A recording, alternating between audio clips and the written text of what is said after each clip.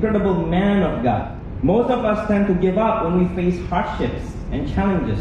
We are prone to become discouraged and stop fighting. But how did Moses survive and stay on track until the end of his life? Despite encountering setbacks and difficulties, Moses demonstrated resilience and perseverance. Now, the question we should ask about Moses is, what made him thrive amidst hardships and maintain his grit?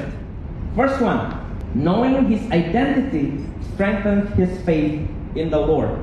Let us read together our Bible in Hebrews chapter 11, verse 24 to 27. By faith, Moses, when he had grown up, refused to be known as the son of Pharaoh's daughter.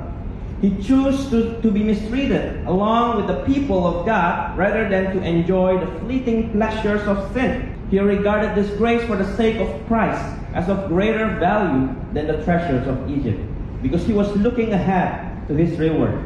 By faith, he left Egypt, not fearing the king's anger. He persevered because he saw him who is invisible.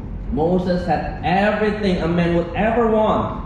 He was raised in the king's palace. He got wealth, social standing, safety, and luxurious abode.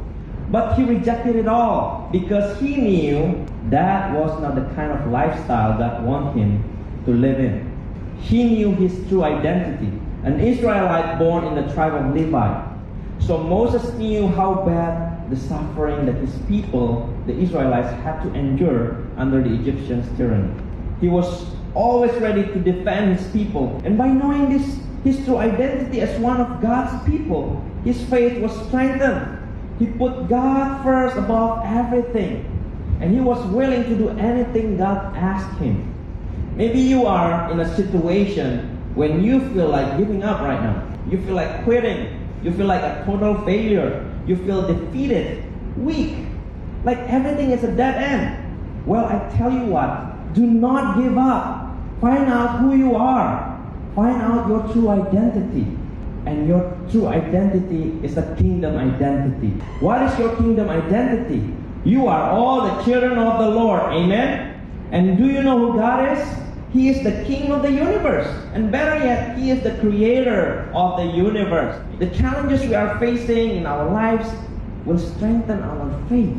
All you've got to do is to try your best and let Him help you.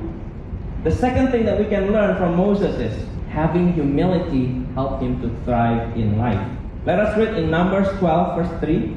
Now Moses was a very humble man, more humble than anyone else on the face of the earth. But regardless of the exact meaning, Moses' willingness to sacrifice himself for the sake of the nation he loved dearly was truly remarkable, right? He showed humility, he showed love to the nation. Moses has demonstrated humility and experienced personal growth.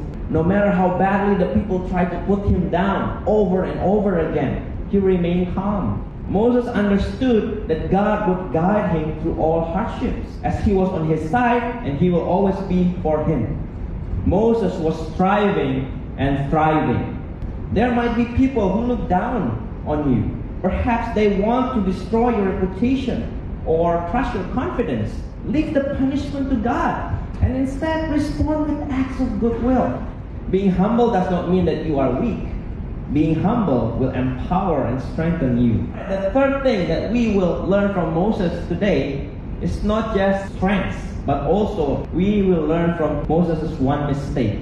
And the mistakes made by Moses resulted in an ugly consequence. He failed to achieve the primary goal of leading the Israelites out of Egypt, which was to enter the promised land. Moses couldn't enter the land. But what was Moses' downfall? It was because Moses struck a rock. But why? The reason God did this was because Moses disobeyed God's command. Moses not only disobeyed God, but him and Aaron also falsely took credit for the miracle themselves by stating, "Must we bring you water out of this rock?" Not God, but we. His anger got the best of him. And in disappointment, God uttered His word to Moses and He punished him by not letting him enter the promised land. Instead, He can only see the land from the top of a mountain before he died, before Moses died. What about you today? Perhaps some of you here find yourself in a similar situation. You are so tempted to just strike the rock. Perhaps you are fed up and overwhelmed by the circumstances surrounding you, and you just want to give up. You just want to give in to your selfishness. Do not let the temptation win over you. Do not let your anger flare up and consume you. Do not strike the rock. If you strike the rock, then you are losing the battle. And if you strike the rock, there might be ugly consequences waiting for you. And the temptation to do something detestable and sinful in God's eyes might feel unbearable. You might want to just grab your staff, let loose and strike the rock. But remember this, it's not worth it. Do not do it. Do not strike the rock. Hang in there and don't give up, for the sake of being obedient to God and for the sake of people you love and care about, and also for your future.